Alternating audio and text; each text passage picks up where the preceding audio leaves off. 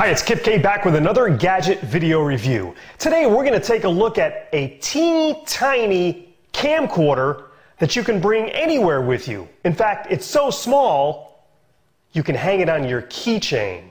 I had to see one of these mini keychain spy DVRs for myself. I mean, how good could the quality be? Well, I was surprised.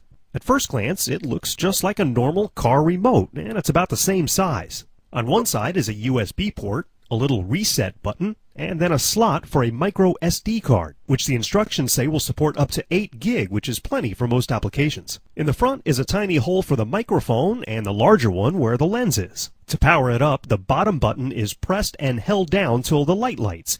Then the top button is pressed and held down, and you'll see the lights flash and then go off. It's now recording in covert mode.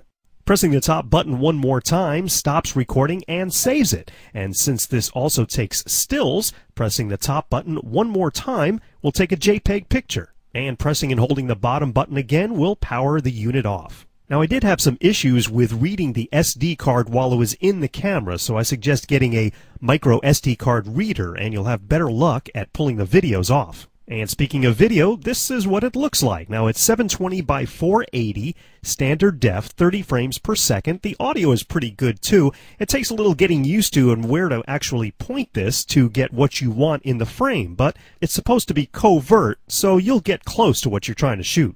A text file added to the root of the micro SD card controls the date and time display.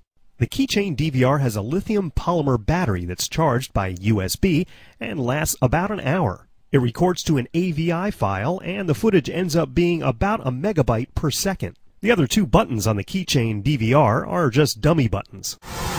Now, I'd give this an 8 out of 10 overall rating for the reasons that I mentioned. But for the price, it's a pretty amazing little DVR.